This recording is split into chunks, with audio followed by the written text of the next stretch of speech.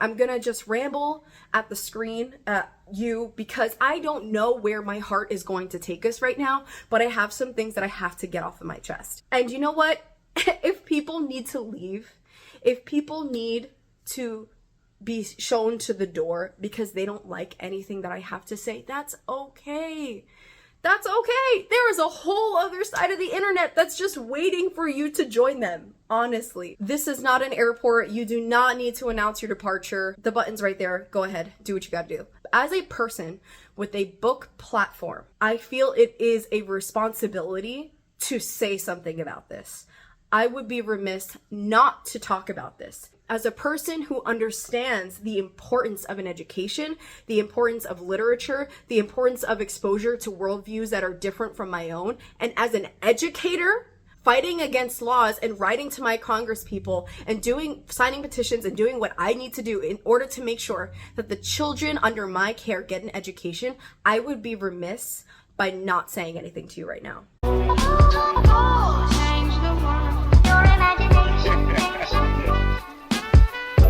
Change the world. I'm so stressed about this topic that I'm sitting here playing with my favorite fidget. This whole thing got me so upset. Like, all right, I've been trying to think of a way to talk about this for what feels like a hot minute because the discourse has been online for a while. And I was thinking to myself, what more could I add to this conversation? What more is there to say that hasn't been said? Who would watch this video? Because the way that I found out about the whole our books political conversation is through people that I follow and the algorithm pushing to me responses to people saying that books aren't political or keep politics out of books and people going, huh? So my response naturally in the same vein of the people that the algorithm is pushing to me was, huh? Like what? Like, what do you mean? Where is this coming from? Who is that blind? Who is that dumb? Whose blinders are on that tight to the side of their skull that they would dare to ask that question? And of course, I'm not even surprised. I'm not even surprised at the end of the day that we need to have this conversation. And what I came to realize is that the people who find this video are probably going to be people who are finding it in a similar fashion that I did, because the algorithm is probably not going to push my videos, which are overtly political, to people who have no interest in talking about politics and books. So hi, friend who's probably really interested in this topic. The reason that I'm not surprised that this conversation is even happening is because to me, it's been evident from booktube, from like the past 10, whatever, 15 years now, I don't even know, of booktube existing. And then when I joined booktok, it was really evident. So the people that I kept getting on my For You page before I found people who are of a quality that I look for are people who just kept pushing the same books over and over again. Rebecca Yarros, Sarah J. Maas, Brandon Sanderson, the classics, right? Just like the same Colleen Hoover, the same books over and over. And I'm like, oh my gosh, where is my community on this app? Because if people who don't know about the book community are coming onto these apps and this is the first thing that they're getting, and they don't know how to search in the book community to find that, believe it or not, it actually takes effort to actually find people, okay?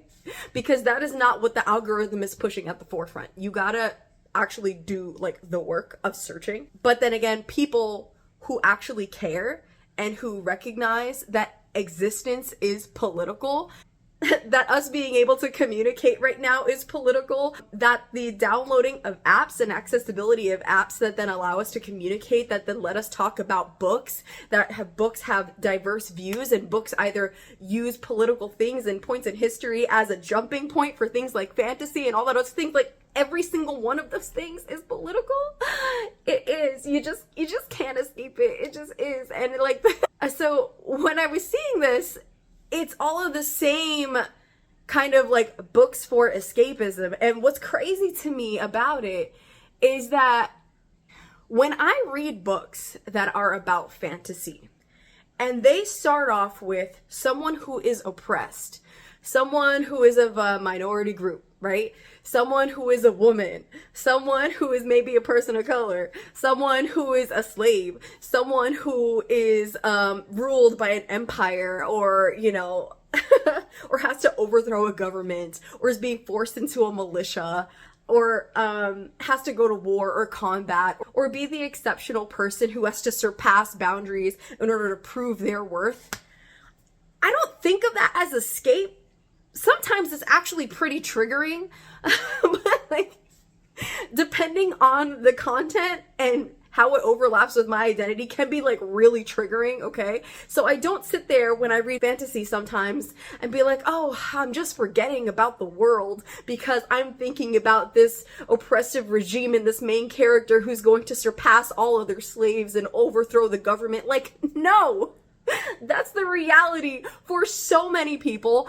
Hello, welcome to dystopia. It's like, we are currently living in a country that is trying to ban books, and this idea that these specific books, because they don't hit a specific overtly political agenda for the fan base, which is cough cough majoritively white women, it's just it's so funny to me. It's so funny because if I don't laugh, I'm gonna cry. Like the ridiculousness of people not realizing that being who you are and reading what you read and buying what you buy and speaking with your chest, or speaking at all actually, is political. So you know what? I don't think that those are the kinds of people that are going to find this video anyway. So, you know, we can just cry together. Especially when recently we found out, what's her name? Kierra Lewis, I think was her name. That one book talker who was on the Kelly Clarkson show or something. I was like, she's still around? Like, at this point, I think that that's a perfect example, right? Of people choosing to have their blinders on, because you don't need to be in the book community to know that J.K. Rowling is not a queer ally. You don't need to be in the book community to have come across major articles talking about how J.K. Rowling is verbally, actively online and using her money against the queer community. Like, we don't need to pretend. Editing stuff here just to clarify, because in the heat of my anger, I'm saying queer community, but more specifically, it's the trans community, and more specifically, it is trans women. If this is the first time you're hearing this for some reason, I highly implore you to go Google it. Also, from this point forward, when I say community, I'm referring to the book community. People who actively promote her books in the community, I am sure that it has come across their feed at some point that this is an issue, and they chose to say, no, I'm not going to talk about it. That's not my problem. Like, okay, all right, so you're not an ally. I get it. You have no interest in protecting people. You have no interest in talking about things that actually matter. You just care about analytics and making that bag. We don't need people to actively say it with their chest that they're a bigot or a racist or misogynist or whatever else is for us to get the vibe, right? The vibe check is there. The actions will speak way louder than the words. And I'm so tired. We're all just so tired. I'm tired of the nonsense. I'm tired of the shenanigans.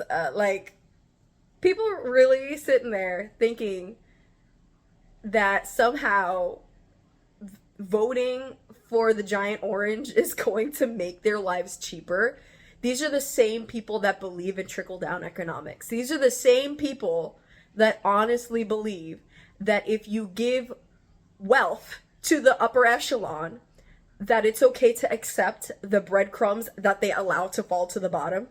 Thank you. Tell me the last time that a billionaire gave you something that didn't already cost you something. Like, huh? When? Where?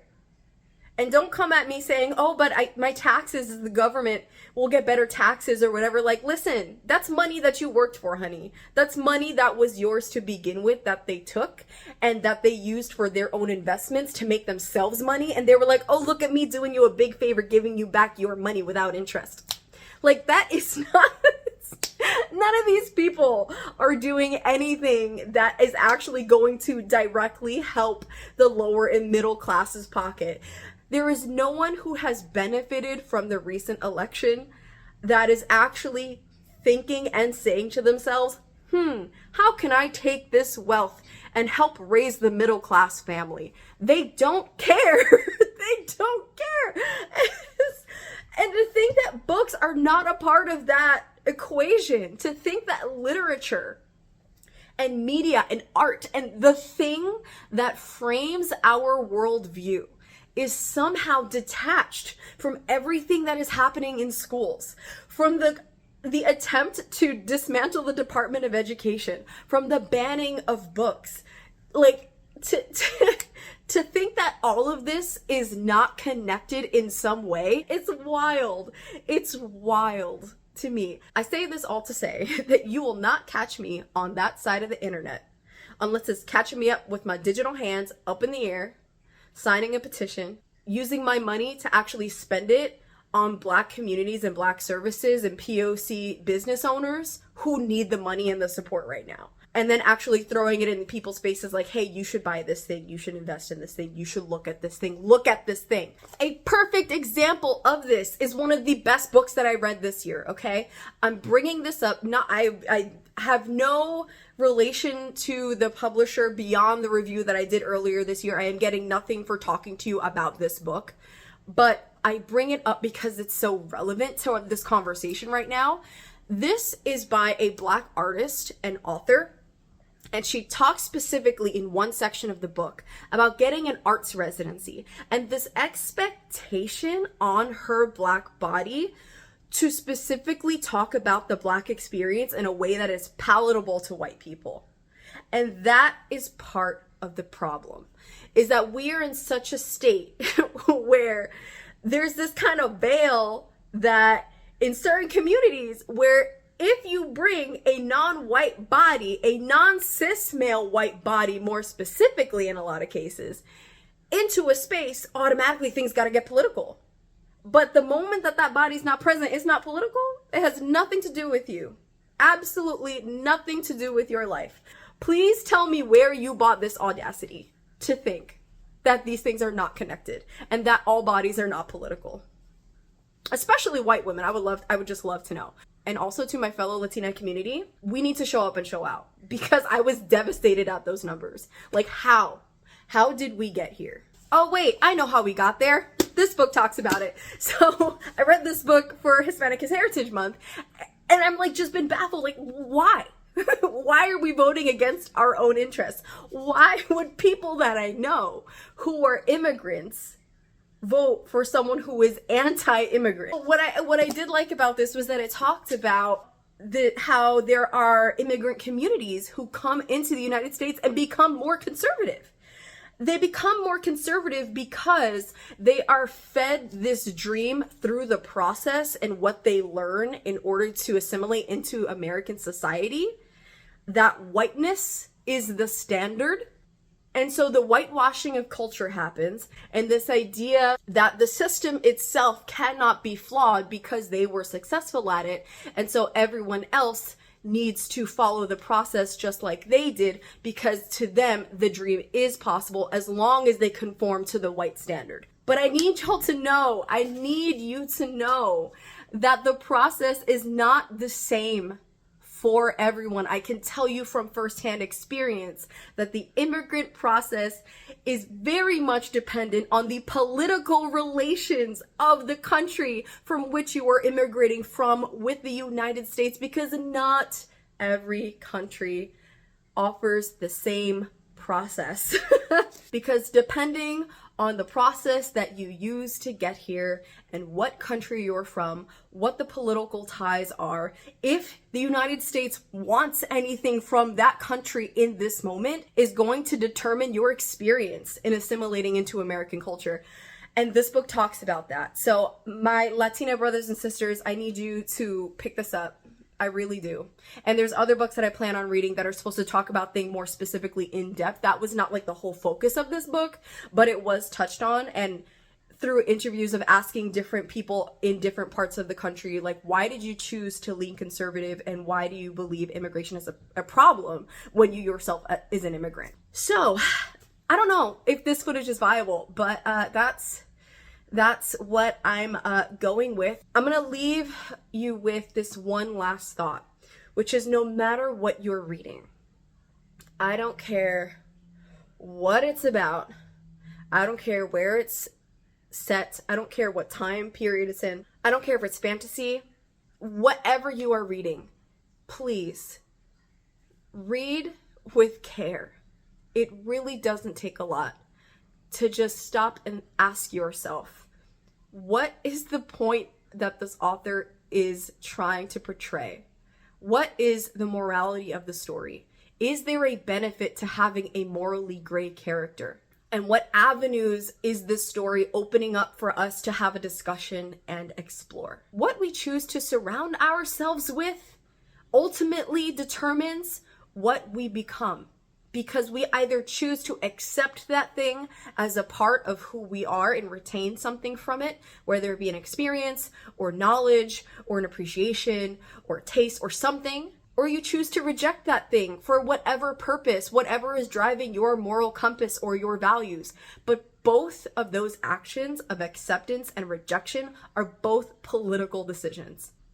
Anywho, I think I'm actually feeling a little bit better. So I'm gonna go get water. I'm thirsty. Okay, anyway, I post videos whenever I feel like it. Thanks for watching. Love you, bye. What's it making, Mr. Wonka? Mr. Wonka worked the factory. In your wildest dreams, you put out the legend. Mr. Wonka